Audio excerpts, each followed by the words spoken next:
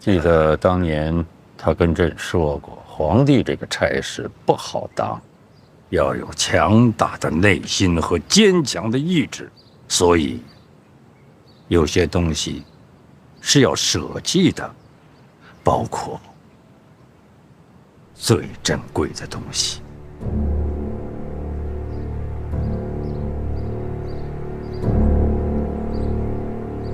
朕把你放在儋州这么多年，让你受了不少委屈，吃了不少的苦，别怪罪朕。陛下，臣不太清楚自己父亲是谁了。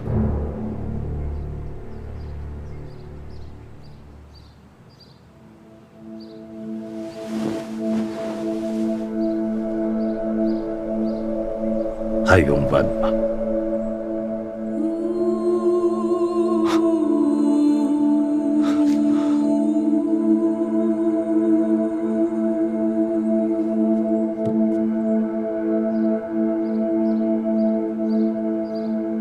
这样的仙女也会动了凡心，最后嫁入了南庆皇室。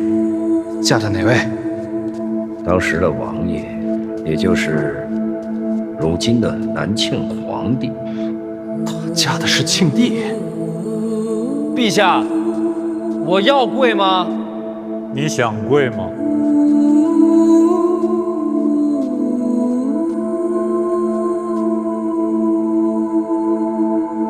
不想跪，就不跪。叶青梅还为庆帝怀了个孩子，是庆帝的孩子。算起来，他和你年纪相仿。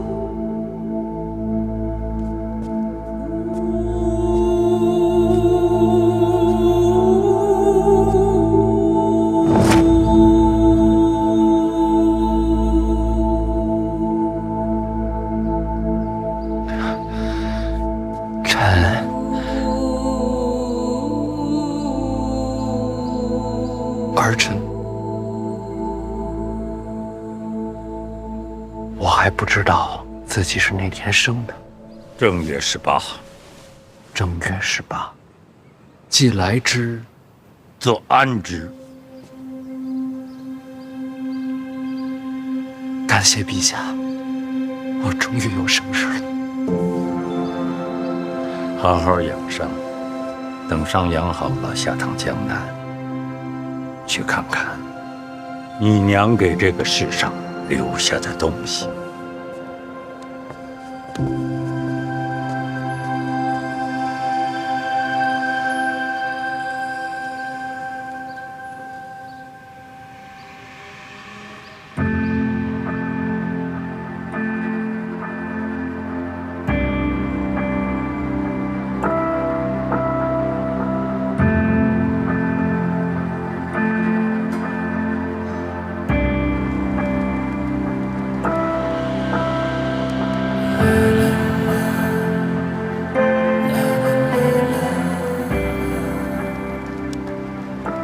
很高兴认识你，有遗憾，我来晚了。我们错过了，娘。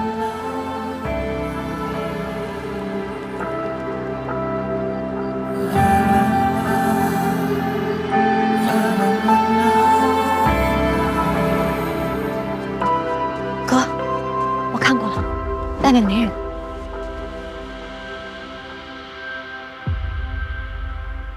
哥，你怎么了？今天是陛下第一次承认我是他的儿子。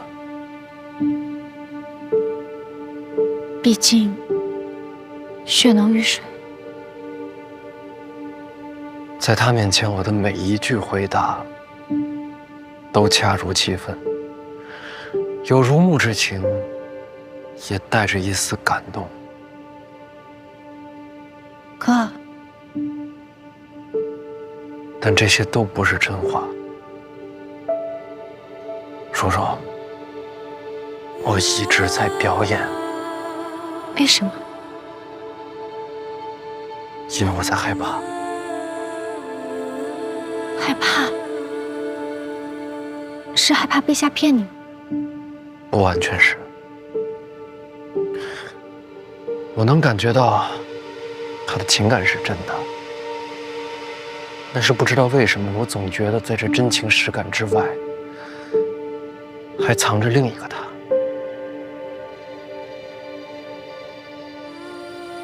为什么会这么想？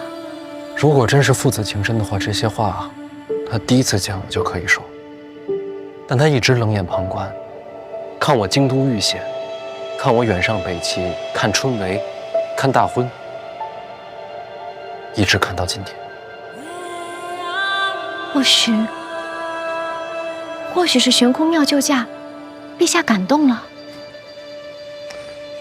所以有没有真情，还得先看我的表现，是不是他的儿子，先看有没有资格。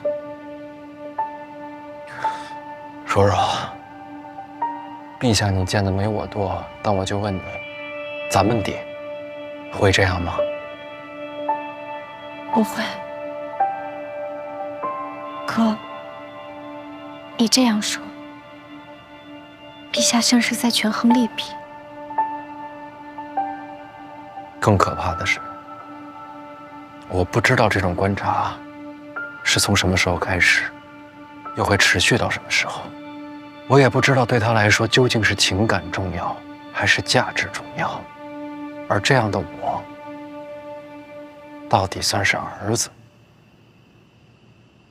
还是妻子？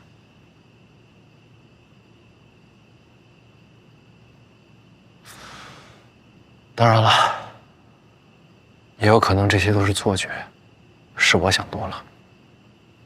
女人的直觉不会错。我是男的，我的直觉告诉我，你的直觉不会错。哥，若陛下真这么可怕，等你伤养好了，咱们回儋州吧。京都太累心了。叔叔，以后我恐怕不能再动不动就想逃回儋州了。我认真考虑过了，我要下江南，但不是因为陛下的命令，也不是因为别的什么，是因为我发现我这辈子除了想要混吃等死、富贵平安之外，还真是有一些必须由我来做的事情。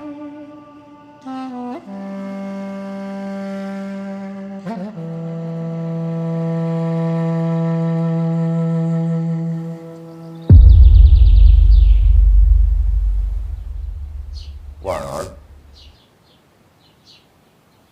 婉儿，婉儿。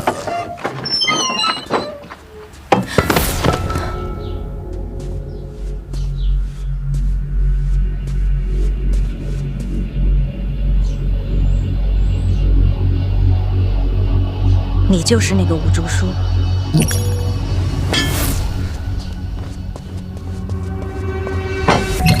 快让范闲去江南，去散大法。快让范闲去江南，去散大法。快让范闲去江南，去散大法。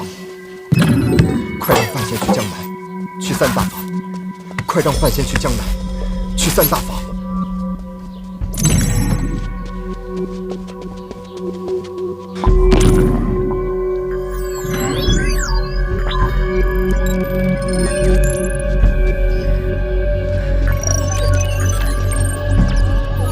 是的，我是五竹。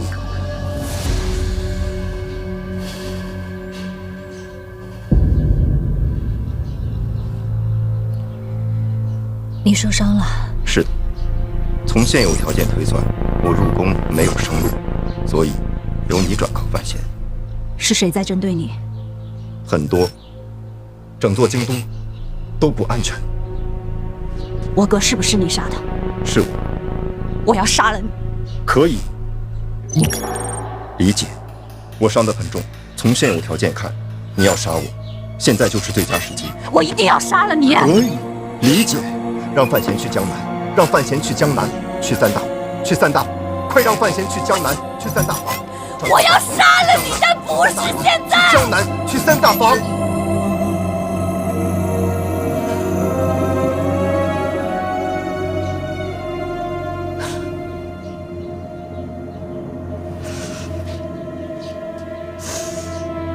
为什么？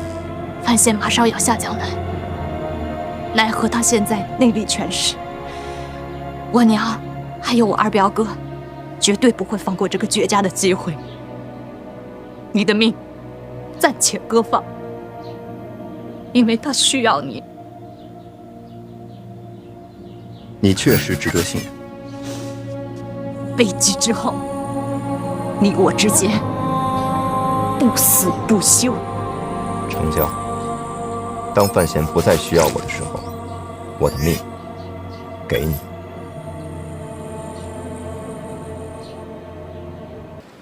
以咱们这关系，这都是应该的。殿下仁爱之心，感人之极。范闲啊，殿下礼贤下士，你可不能忘了君臣有别。陈皇姑，多谢太子，也多谢几位殿下。你干什么？老师的礼，我不能收。别捣乱。哎，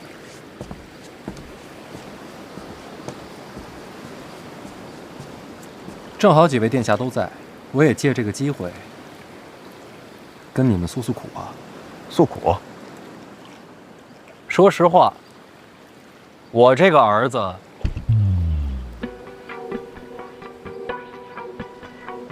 做的不怎么样。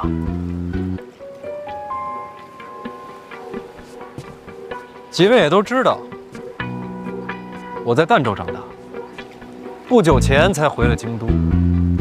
虽说一直住在范府，但心里总有事藏着，过不去，心里发慌。什么事儿啊？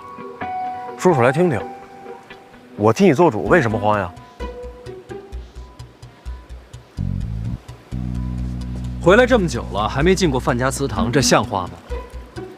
心里能不慌吗？临别在即，胆子也大了。父亲大人，正好几位殿下都在，也帮我做个见证。等孩儿从江南回来，怎么也该进祠堂，磕个头，上炷香。想清楚了，进了祠堂，入了族谱，你就真姓范了。这话说的，我本来就姓范。差事先办完，其他的回来再说。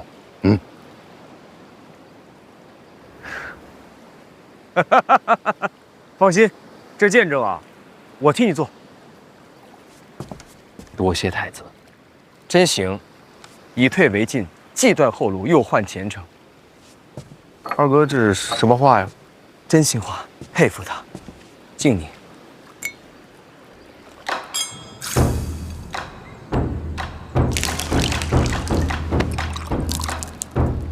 真气没了，南下要小心。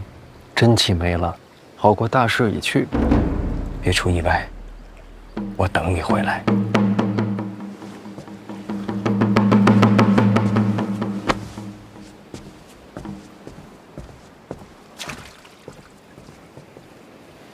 拿下江南，是拿回。嘿，这觉悟。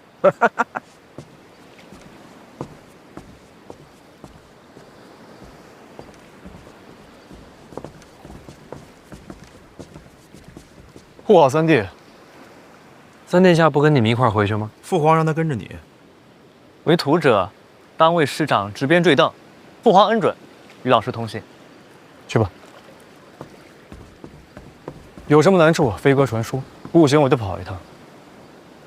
你还得坐镇禁军呢，大不了一撸到底，反正也掉不了脑袋。别老想着跑，京都也需要你这样的人。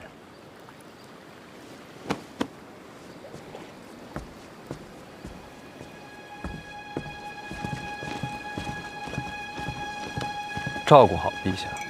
是，奴才分内的事儿。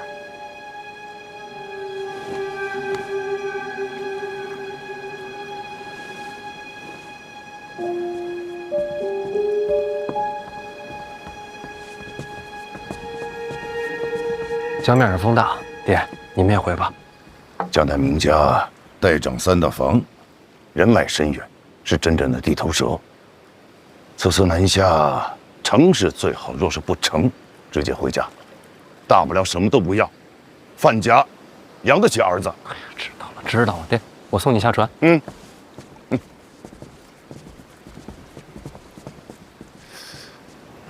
怎么了，爹？还有什么要交代的？我又不是第一趟出远门了。啊，这个……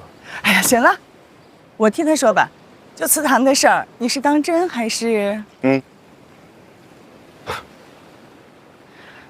老范啊，老范，你这个人真的是……怎么着？我现在就给你行个叩拜大礼呗？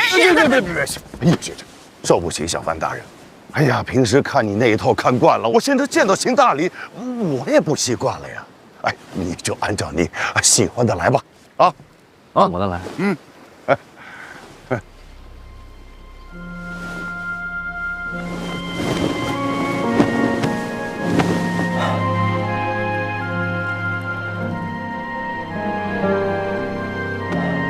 我从小姓范，将来也是。等你回家，照顾好自己。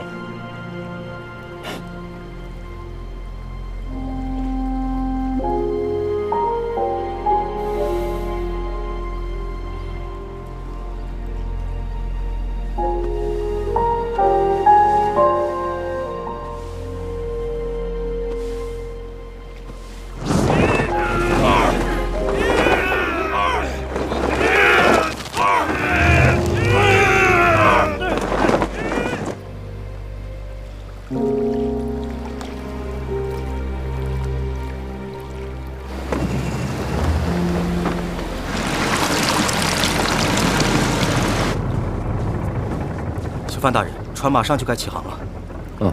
知道。是。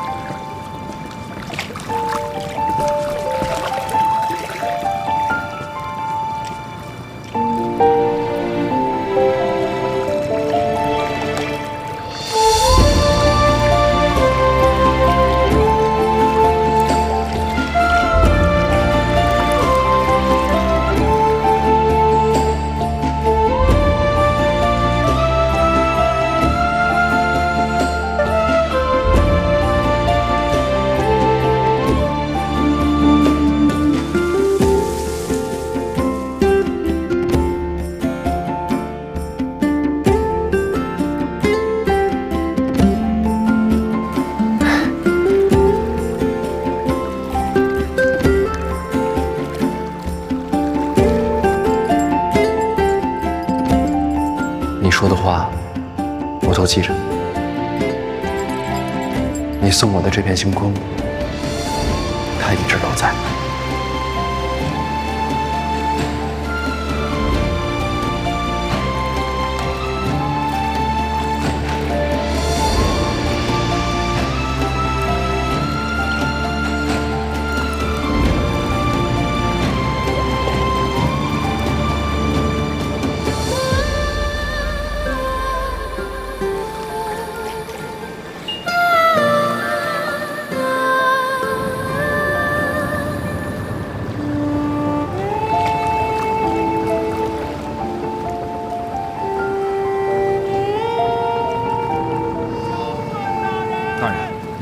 等出狱先别动，带我去看看。小坤大人，小坤大人，沙洲水师守备许大人略备薄礼，敬请小范大人笑纳。这是干嘛的？这听着像送礼的呀。沙洲水师守备，你在这支应着，我去问一下大人。敬请小范大人笑纳。沙洲水师守备，许大人有礼相送，请小范大人笑纳。你是哪儿的？啊，许大人，水师守备，这是许大人的一点心意，请大人笑纳。啊，好，来人，把这个箱子拉上来。啊，谢大人，谢大人。慢点。水师守备记住了啊！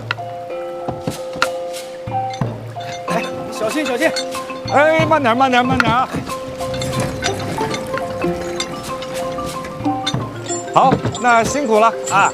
那谢谢大人了，祝小范大人一路顺风，小的就告退了。慢走，来走。沙洲知府姚大人略备一些薄礼，祝小范大人一路顺风，前程似锦。好啊，拉上来。这还一个连一个，去拿个本儿，得详细的记录下来啊。好。小心啊！沙洲知府啊，姚大人。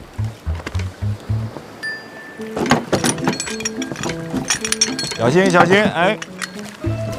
好，辛苦啊！那慢走，下官告辞。慢走啊！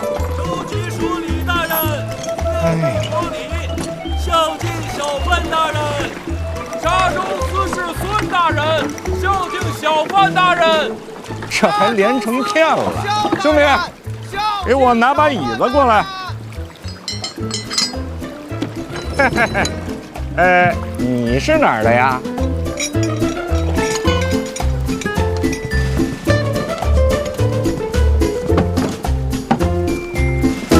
你这箱子可是有点小啊！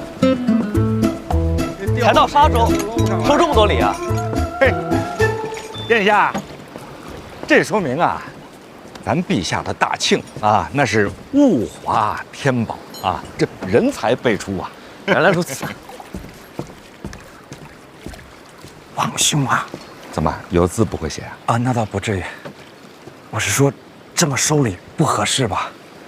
大人在京都查贪腐清吏治，如今这个做派，怕是要遭人诟病。哎呀，没事儿，船上都是自己人，你们嘴严点，别让宫里知道。殿下，这话怎么也不该您来说吧？这是啊，你跟着大人时间短啊，但是你记住一句话。大人吩咐什么，咱们就做什么。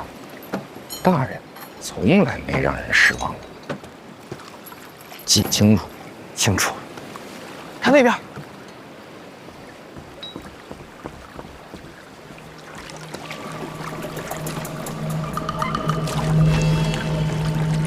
老师，你快来看啊！这也是来送礼的。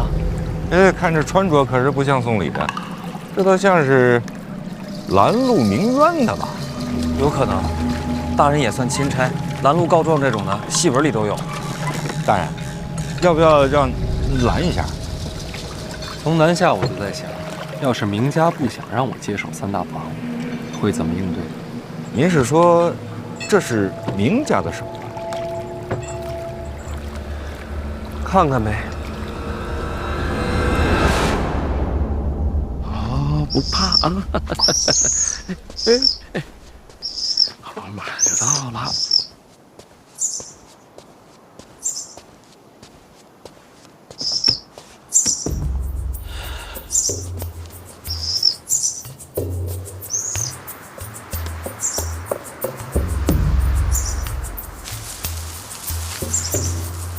别动我！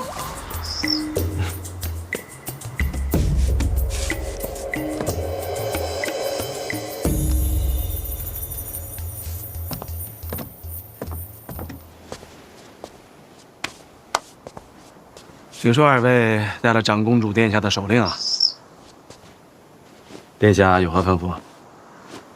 明家家主明清达，是我。敢问阁下怎么称呼？你刚才在上面干什么呢？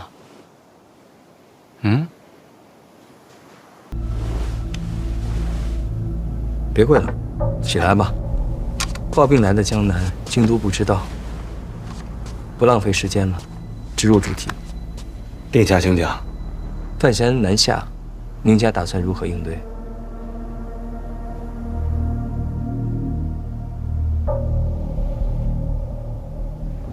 吃葡萄。吃葡萄？啊？哦，吃不到，还真有趣儿。你不是明家家主吗？事情太大，得等家母定夺。那就一块儿聊呗。都听了半天了，出来吧。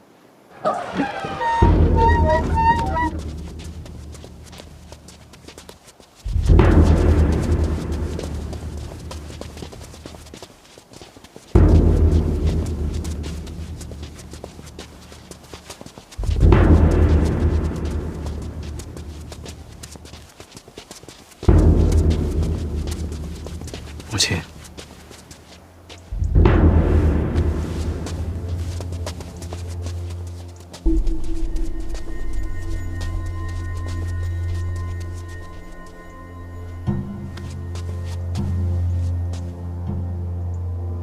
老身一介女流，若非殿下召见，本不该抛头露面。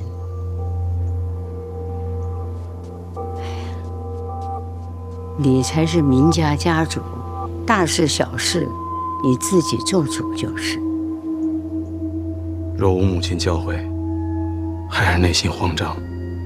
你这孩子，你都多大了，让我这个老太婆照顾多久？母亲长命百岁，比我长远。你呀，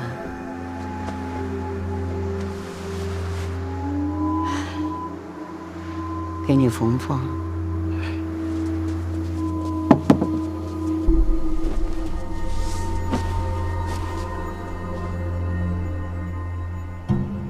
感情这云淡风轻是家传。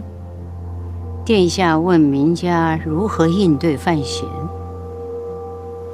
其实很简单。明家常年为长公主，也为殿下效力。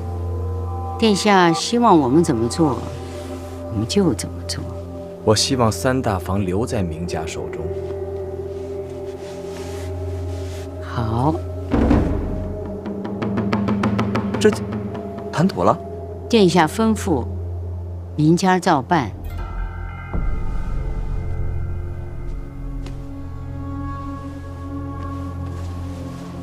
只是有一个难处啊。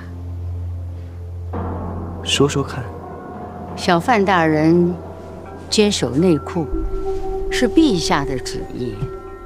明家一个白身，如何抗旨？哎呀，难呐，殿下。我都觉得难。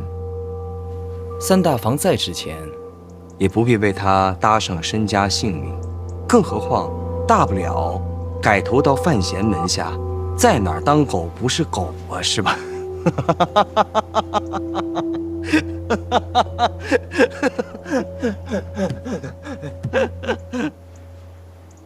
我是不是言辞粗俗了？殿下，明家绝无改投门庭之意，只求殿下指条明路。抗旨哪有明路啊？要有的话，我先走了。殿下，说个意思。二位啊，明路的确是没有了，万幸我给二位断了后路。邓明恩家有3子，领取赏银。明家下发悬赏令，募集各路豪杰，报名者皆可领取赏银。家有2子，明家下发悬赏令，募集各路豪杰，报名者皆可领取赏银。上右，领取赏银。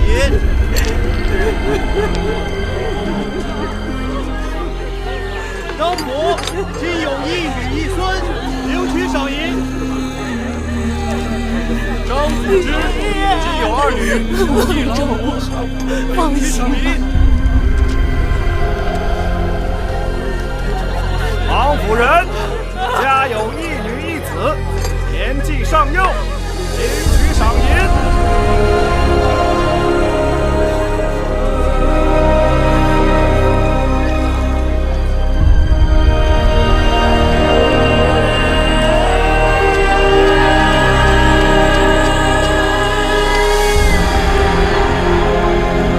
小官大人笑纳，下官告辞。哎，我说大爷们，咱们这是干什么呢？哎，不好意思啊，麻烦问您一下，咱这干嘛呢？没看见吗？在劫船呢。啊，劫船？劫船？劫船不得上来劫呀？上不来啊，太高了。哎，来几个人，给他们下个梯子。哎，对，弄个梯子下来，弄个梯子下来。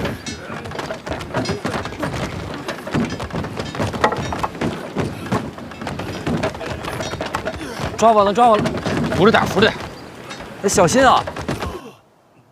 明家悬赏令要杀范闲。我听闻，明家在江南黑白通吃，这悬赏令一下，各路豪杰趋之若鹜。那画面，我真想瞧瞧。明家从来没有发过什么悬赏令，我替你们下的。从此以后，你明家与范闲只能是你死我活。好一个断了后路！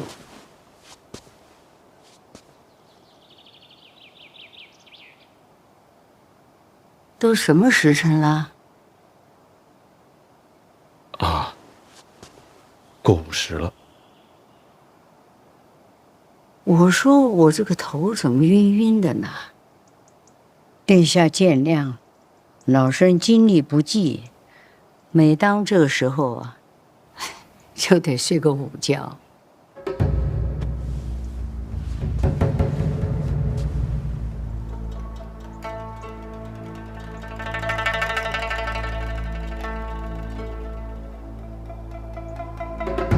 那就休息吧。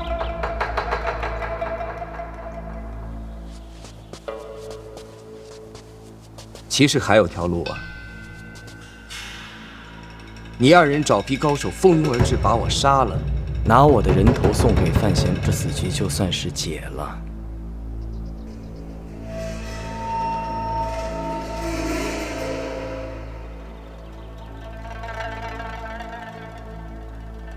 开玩笑，别当真。快休息吧。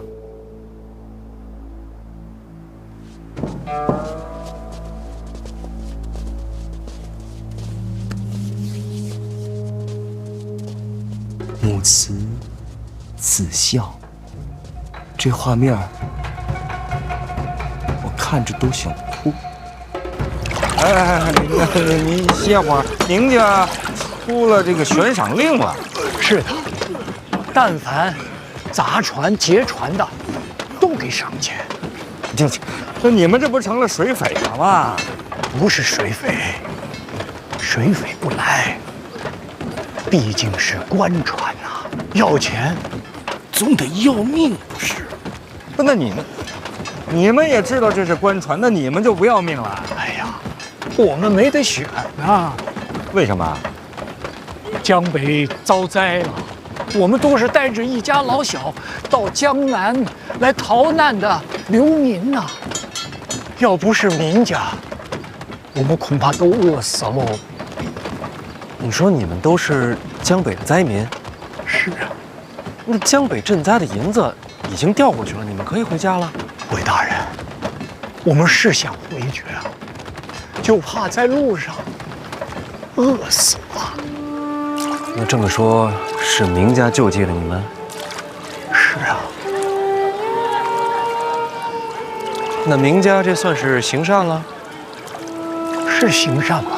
反正我们这些流民都在明家干活，开荒、修路，没人干的活都干，白天黑夜，没日没夜的干，不给工钱，就给口饭吃。官府怎么说？官府给明家送了个大牌匾，怎么写的？行善积德。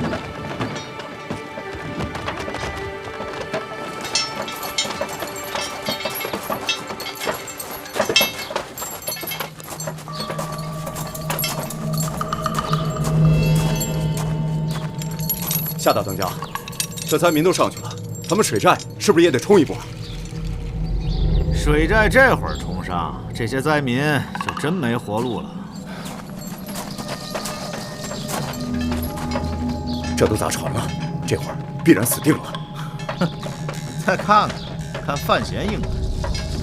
大家都别急，人到了江南，就不差这一时半会儿。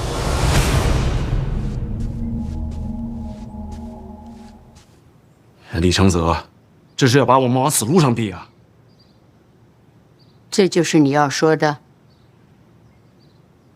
家中定有人暗投李承泽，不然悬赏令是发不下去的。谁是家主？我族中生变，家主难辞其咎，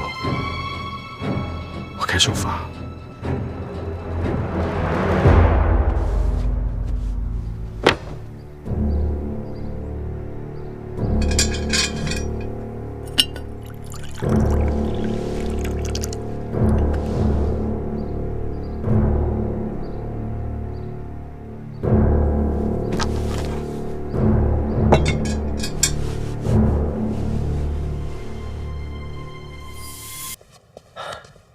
让殿下久等了。您家真是手眼通天，连给宫里的贡品都能吃上，就我这规矩学的欠点火候。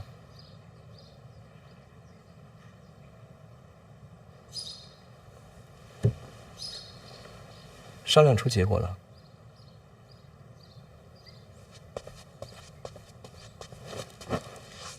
明家上下誓与殿下共进退。没人了。家母的确已经午睡了，起来吧。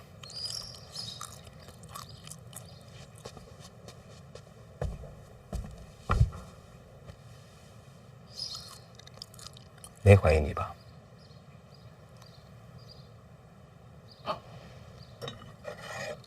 暂时还没有，不过他让我彻查家族。看是谁暗中投效的殿下，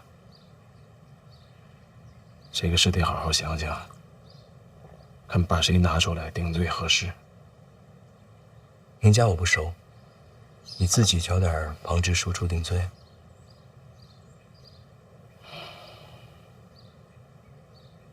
他们的不够，要定罪，还得是我那几个亲兄弟。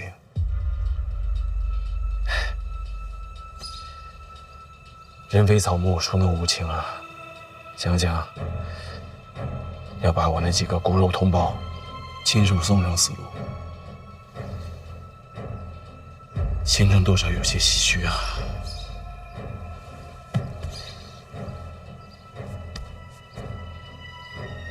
你善待人是好事，我没事也善了一回两回的，但有时候给他们个好结果，让他们看起来感恩戴德就够了。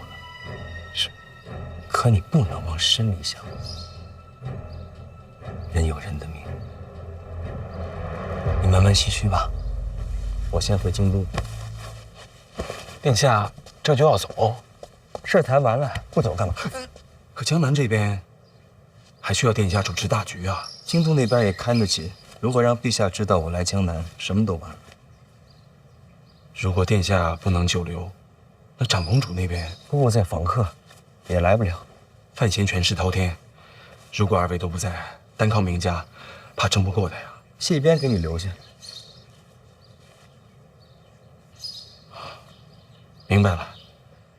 明某以后如何行事，都会请教谢先生。不用，你自己做决定就好啊。若是输给范闲呢？那也正常。别想太多，守住3大房，努力就好。你放宽心，答应你的不会变。等这事儿了了，林家就只有家主，没有什么老太君。多谢殿下。大爷，歇会儿，做饭。做饭吧，大爷。吃碗馒头。歇会儿啊，先吃。慢点，都有啊。哎，慢点喝，慢点喝。要是没喝够的话，咱们再来一碗。还能上一碗？可以。哎呦，谢谢大爷。再来一碗，再来一碗。那你要问什么？问吧。您是从京都来的小范大人吗？没错，我就是范闲。谢天谢地，小范大人，你等等啊！老哥几个，是小范大人呐，没砸错呀！谢谢范大人。谢谢啊，本来呀，还怕弄错了。给人添麻烦。哎，那你们劫船这赏钱怎么算啊？岸上有人看着呢，只要砸船，就有赏钱。那这么说，你们一会儿回岸上就有银子拿了？都得掉脑袋，回不去了。你们知道自己要掉脑袋，你们还来？我们是劫官船，必死无疑呀。不是，那我就不明白了。你们不是要赏钱吗？这脑袋没了，要赏钱有什么用啊？这个你放心，家里有人收着呢，就希望他们平平安安的，多攒点钱啊。这要是回江北，不就有指望，有盼望？那你们呢？你们不回去了？想回去，能回得去吗？还是让孩子换条生路吧，这样总比在路上拖累他们强吧。你们这都活不下去了，为什么不鸣冤呢？啥？其实你们不用在这劫船啊，你们只要拦路鸣冤啊，这小范大人是不会不管的。哎呀，大人那是天灾，我们这儿也没什么冤呢。老人家，明家都跟你们逼成这样了，你们就一点都不觉得冤吗？哎呦，大人，可不能这么说，那是救命啊！没有明家，二婶早就饿死了。那不说明家，你们都活不下去了，为何不去找官府啊？也不怪人家，我们又不是江南的，说什么也得护着自家人。仔细想想也没错，是吧？让您这么一说呀，我都觉得这谁都没错了。这是天灾，有什么错呀？啊，小范大人，没错吧？没错。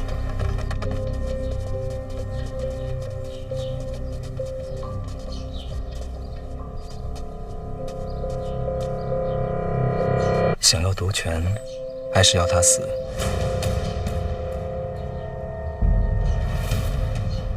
贾母掌管明家数十载，祖宗威信极重，明白？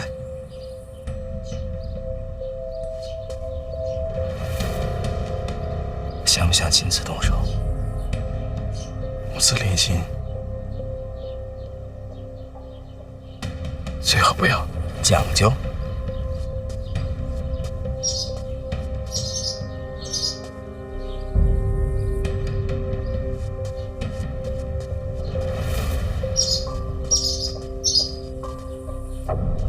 母宴未食，舐犊之情。你说，这人与禽兽，谁更重情？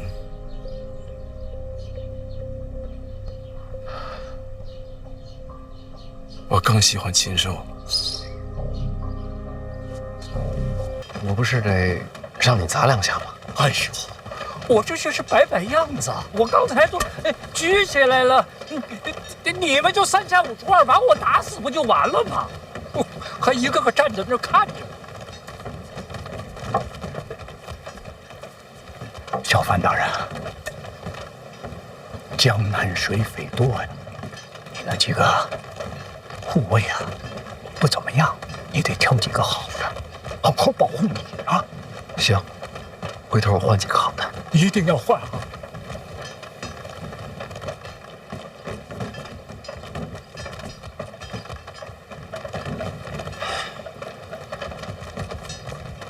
那我就再砸一次。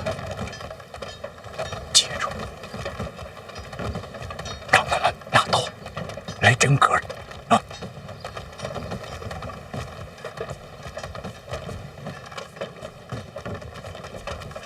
要不咱们再喝一碗？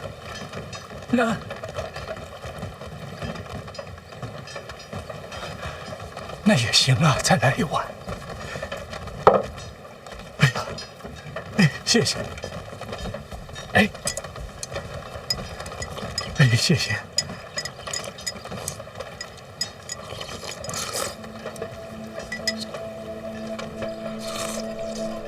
要是江南没有名家，会怎么样？回大人，都一样，没有名家，还有张家、赵家、李家呢。这3大房啊，就是聚宝盆，谁守着，谁就是下一个名家。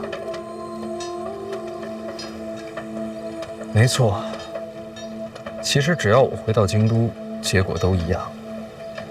没有名家，也会有其他家族。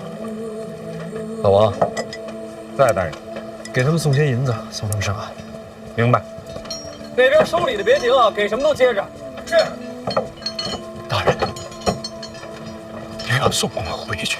回家吧，会好的。不行呀，大人，我们已经砸船了，你不让动刀，还送我们回去，那你的官位和脸面怎么办？往哪儿搁呀？做官的脸面是你们。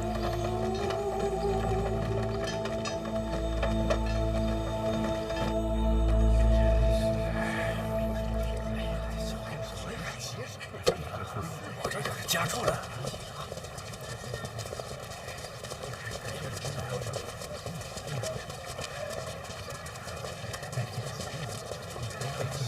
罗教。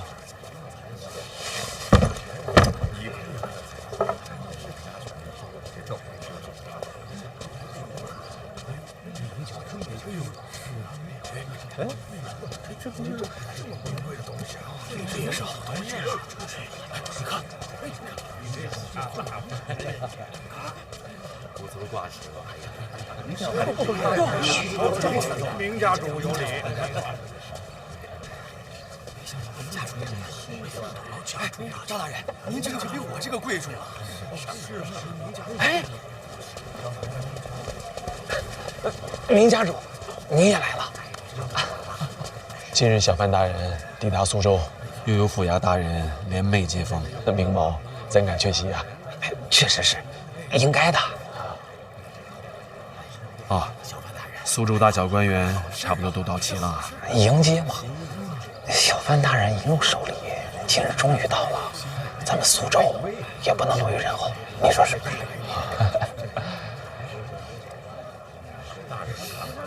小范大人，没有官事，你这敢来凑热闹啊？这些店民胆子越来越大。小范大人，小范大人下船没？下来！就是那头，这就是小范大人的船。下来呀！小范大人，哎，老哥，对不起，小范大人。小范大人，张大人，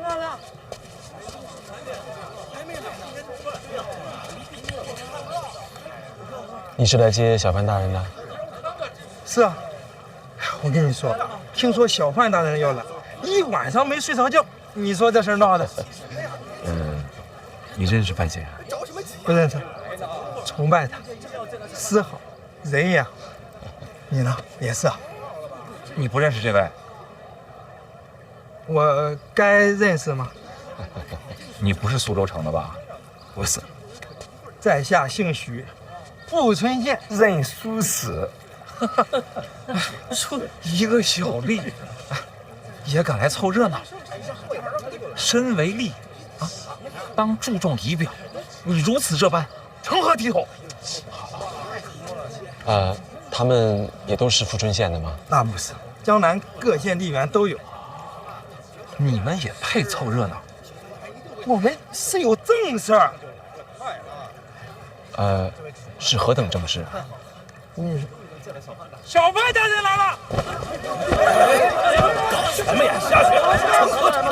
小范大人喽！是小范大人！终于来了，终于来了！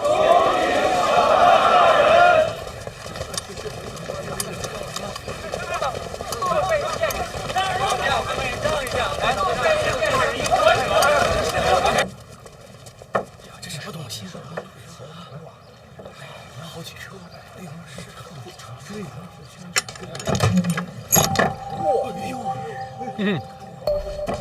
这一箱都是珠宝。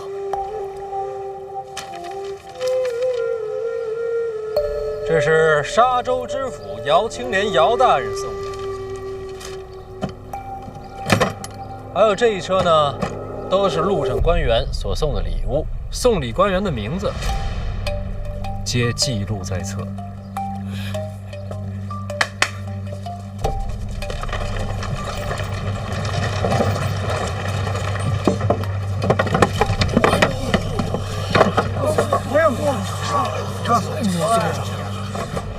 这一车是我从京都带来的，138880两整。这些钱呢，既是路费，也是明智。老子有钱，所以有底气。至于这官员送的礼，都是罪证。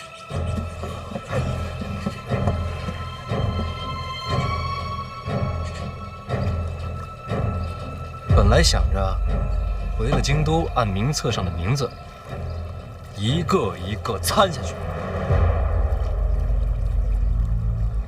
但后来南下路上呢，我瞧见你婶儿，我也不明白为什么你们就看不见。我看见这些事儿之后呢，想法变了。我这13万两，再加上官员所送的礼物，算作路费，送江北灾民回家。各位，江南我是刚来，不熟，这差事我自个儿可办不了，但交给诸位啊，我也不放心。你们也别问我为什么不放心你们，就好像我也不会问你们怎么有精力来接船，却看不见灾民死活。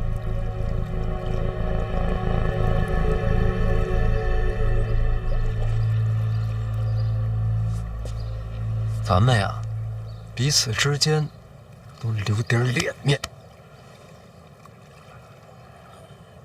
既然不放心诸位大人，范某就只能越俎代庖，换了条门路，把这事儿给办了。各县吏员何在？在呢！富春县书史在此，应邀前来。参见小范大人，我家知县向您问好。你家知县是哪位啊？我家知县正是杨万里杨大人，也是大人您的学生。杨万里已经是知县了，刚到任不久。知县托我向你转告，大人教诲，好好做人，好好做官，他一字未忘。如今江北灾民能有一线生机，全依托老师之恩。别谢我，这礼物啊都是那些大人送的，咱们得谢谢那些大人。多谢那些大人。我相信在场的诸位呢也不会吝啬，咱们也得谢谢这些大人啊。谢谢这些大人。礼物都是官员送的，各位，咱们可得避嫌呐。所以范某就自作主张，请了江南各县吏员汇聚苏州，这些银子就交给他们分发各县救民倒悬。各位父母官，觉得如何？好事，好事，好事。小范大人办事周密啊，我等定当倾囊相助。各县吏员上前。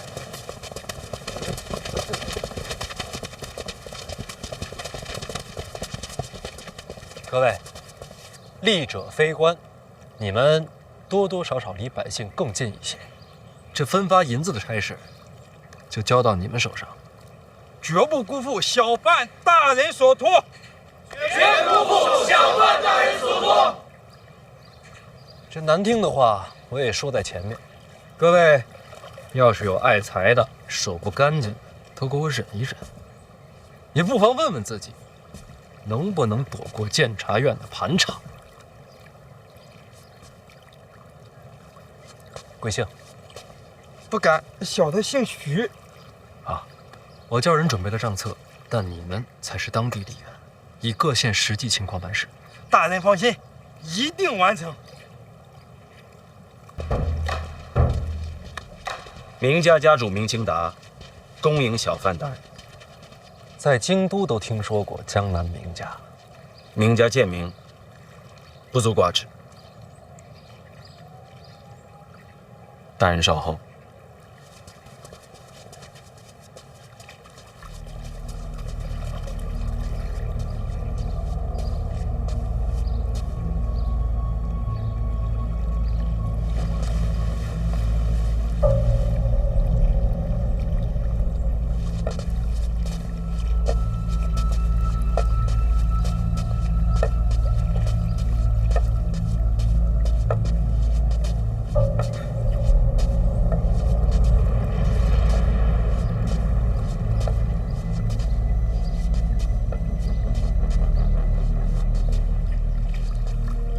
大人，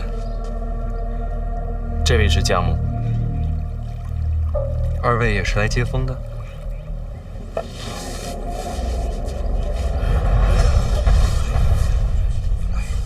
江南明家向小范大人请罪。何罪之有啊？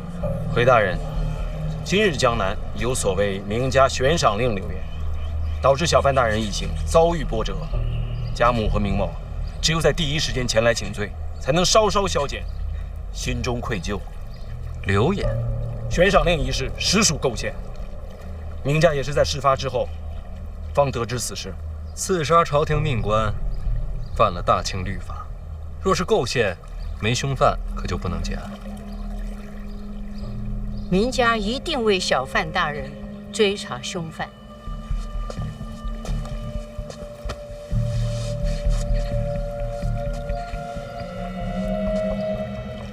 总得有个时限，就是今日。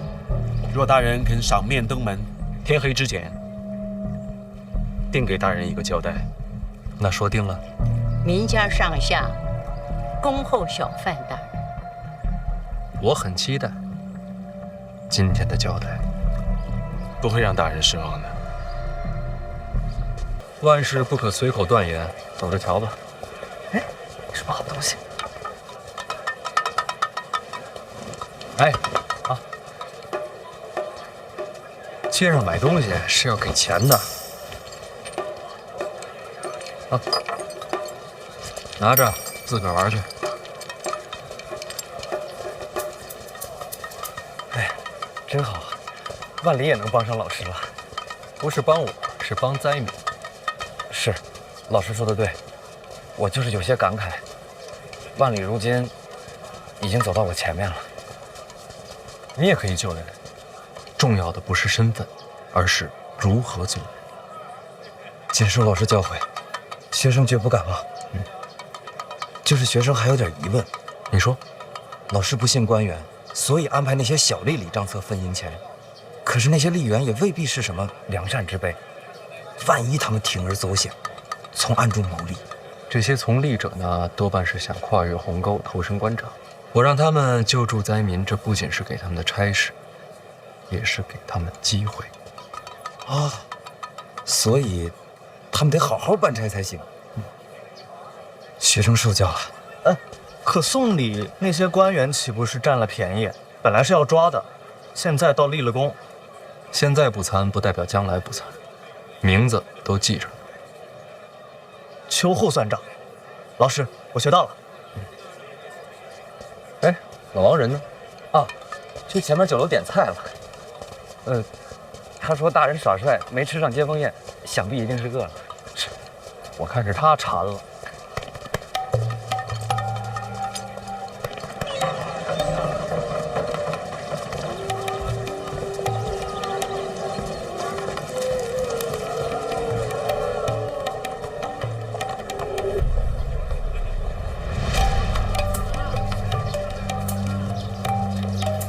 哎呀，这银子给够了，这2楼啊就清场了。来，刚才这酸了。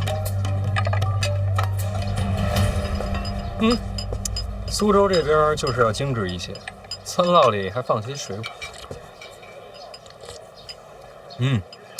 比京都的好。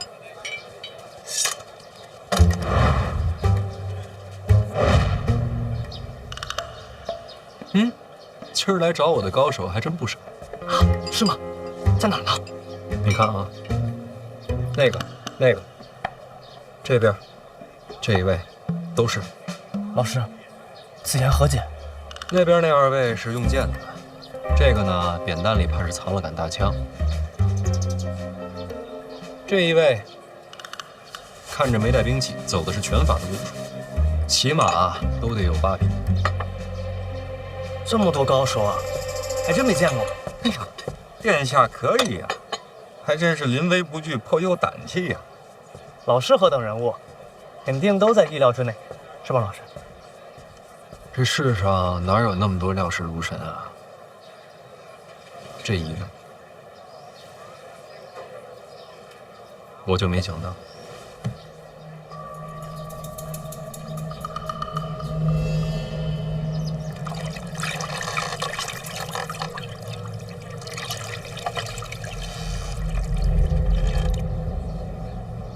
这位可是9品呐，而且是9品里数1数2的高人。这江南怎么会有这样的人？他这不是在钓鱼，这是剑术，是剑的。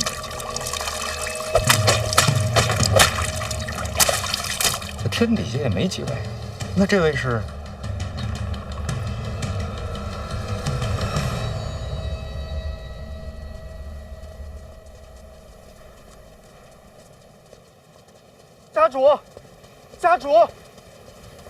家主，范闲酒楼前座有高手合围。落将，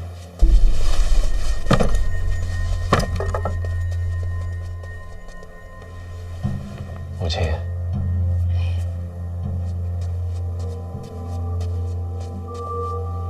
母亲，二殿下把谢必安留下，也没打算闲着。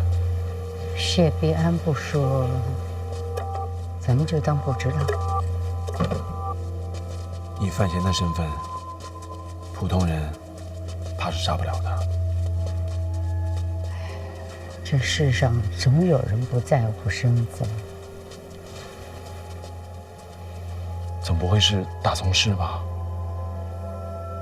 他得罪过东瀛城那位司空剑。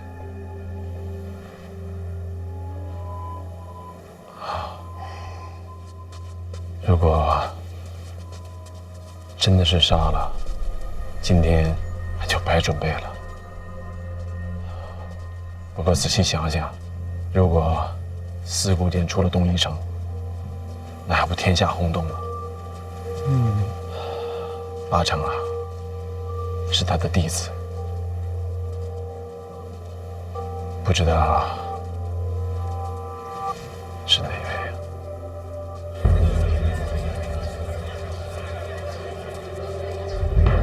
云芝兰，4部剑的大徒弟，祈年殿上见过，剑意未改，就是他的。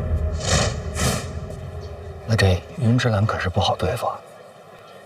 大人，您给我透个底儿啊！一直守护着您的那位高人，他在吧？哪还有什么高人啊？身边只有黑旗了。黑旗可不顶用啊！待会儿要真打起来啊，我用我的轻功，咱们俩先走。哎，那咱们说个地儿，我一会儿自个去找你们。哎呀，殿下果然是很有胆气呀！老师一路上一直在叫我面对诸事，第一就是分轻重。那现在这是孰轻孰重啊？云芝兰既很老实，这就是重。我是大庆皇子，他东一城若敢动皇子，后果承担不起，这就是轻。起码不敢动正式皇子。哦，好。云芝兰，要不是我真气没了，我还真想会会你。大人，你说什么？真气没了？啊，老王，其实一直忘了告诉你了，咱们这一路南下，最能打的就是你吧？不会吧？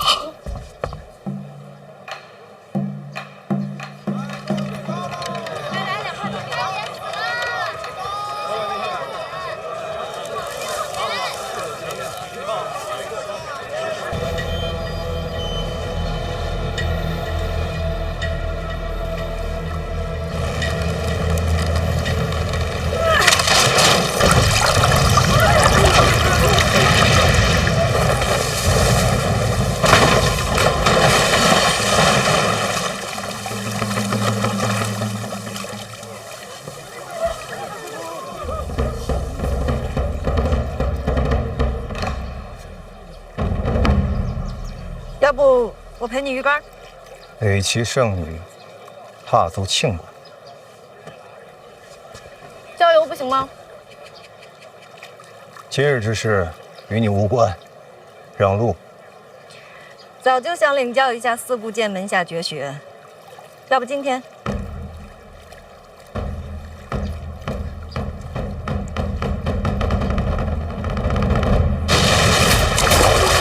影子大人。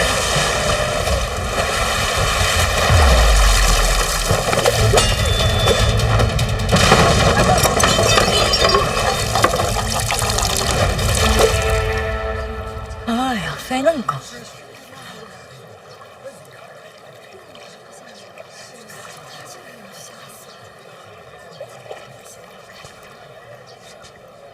！9品以下都散了吧？散了，散了。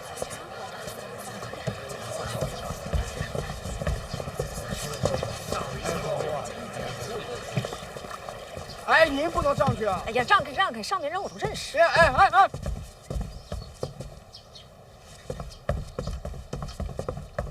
哎，自己人啊，姑娘请。我来蹭个饭行吗？请坐。这2位是？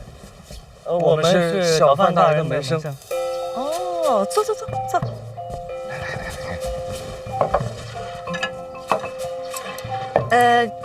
干净的可以用。这菜看着挺精致，味儿也还行，量小了点儿。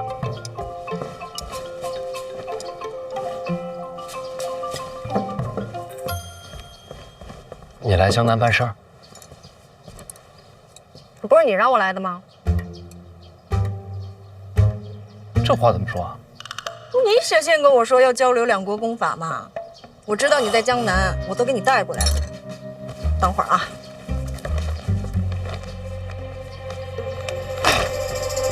给。牵一道心法，这不是北齐苦河的不传之秘吗？我确实给你写过信，想要交流功法，但我没想到你能亲自送到江南来。这样，回头我也送你一本。送我什么呀？我的霸道真气啊！干嘛？那不说好的交流吗？有来有回。行。哎，这真是多谢你了啊！多久不见，变这么矫情了？不是，我知道这天一道心法到底有多珍贵，真没想到我这一封信你就把它给我了，咱俩这交情。听说你成亲了，啊？就当贺礼了。太贵重了吧？我也这么觉着。啊？我是舍不得啊，我老师让我送的。苦荷大师让你把这给我？那不然呢？难道我给你偷来的呀？这大师随礼都这么重的吗？